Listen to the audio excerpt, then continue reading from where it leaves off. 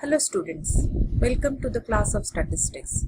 Today we will be discussing descriptive statistics, under which measures of central tendency. Statistics which deals with information, data, and these data will be in the form of numbers. So basically statistics will be studying a set of numbers or which is a data set. Now the measures, did you ever wonder for these questions how the answers can be found out?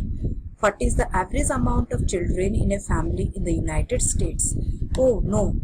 How much money does a typical US college student owe after they graduate? So these answers can be found out with the help of this descriptive statistics called measures of central tendency. Measures of central tendency means describes the middle value or the average or any typical value or expected value of a set of scores. There are three common measures of central tendencies: the mode, the median, and the mean. They are mean, median, and mode. Now come to mode. The mode is the score that occurs most frequently in a set of data. That means if you will observe a data set and you will find any value repeatedly occur in that set, then that will be your mode. So this can be more than one also. Here in the histogram, 85 is having maximum number of frequency, which is 6. So 85, 5 times in the data set 85 occurs. So mode of the data is 85. Now we have two modes, we have multi-modes also for the given data set. If the distribution is having two modes called as bimodal, more than two modes called the multimodal, which this histograms describes very clearly. Now let us find out the mode for this typical data set. 13, 10, 10, 18, 15, 14, 9, 10, 18. Here in this data set, 10 repeated 3 times, whereas 18 repeated 2 times. Rest all numbers are for only once. So the mode for this data set is 10, since it repeated in the set for 3 times. Comes to the next data: 16, 14, 14, 10, 9, 15, 15. Here 14 also 2 times occurs, 15 also occurs 2 times. So here they will have two modes, so they are bimodal.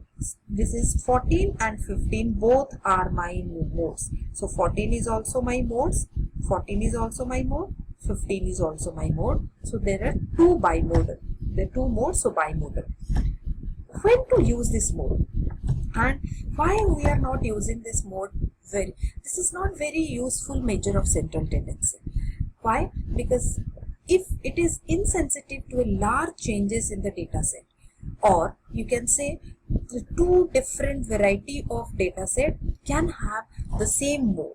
So this is not very appropriate measure for central tendency. But if the data is in nominal scale, then you can use this mode, and very frequently you can use this mode.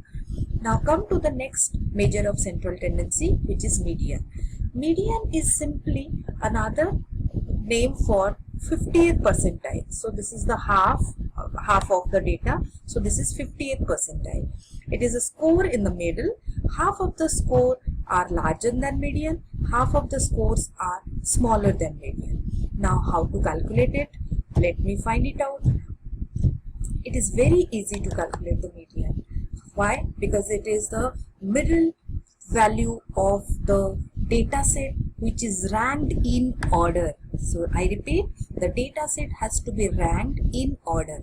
So first you need to sort the data from the highest to lowest or from the least to greatest, anyway.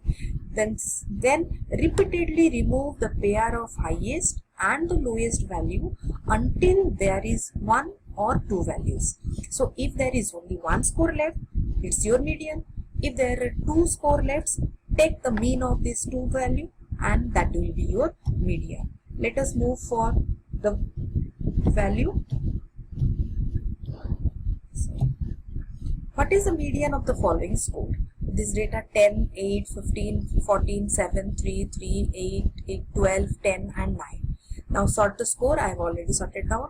Then cross these values. So this will be 3 cross 15, 14 cross 3. So the remaining only one value is left, which will be my median, which is 9.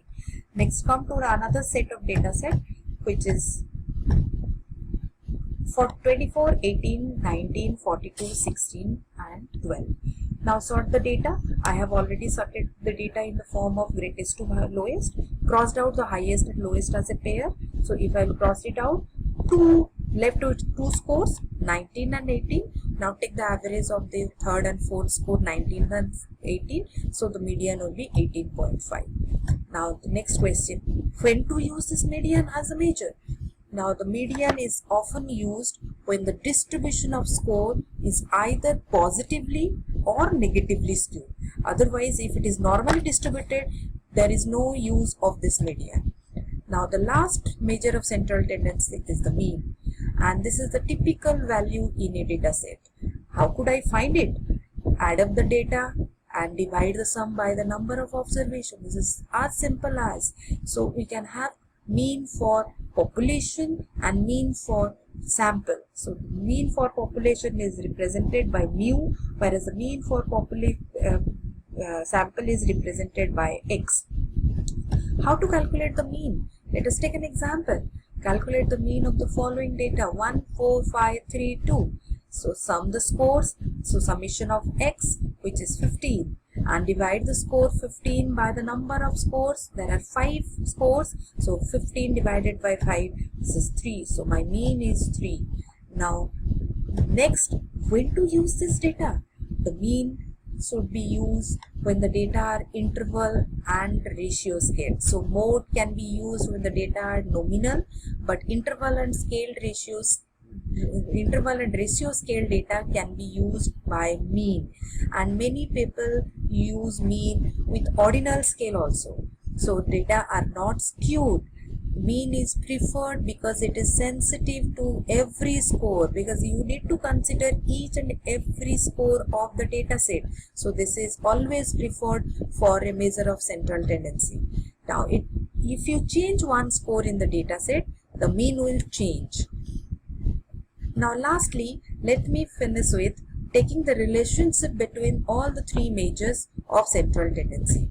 Now if the three measures, median, mode and mean, are equal, then the distribution is said to be normal distribution. So this is normally distributed where mean, median and mode lies in the center. And if it is positively skewed like this is the positively skewed distribution. Here the mean will be always greater than the median, and this is the negative distribution, so where the mean is always less than the median. So there the skewness is depending on the mean, median values. Thank you. See you again.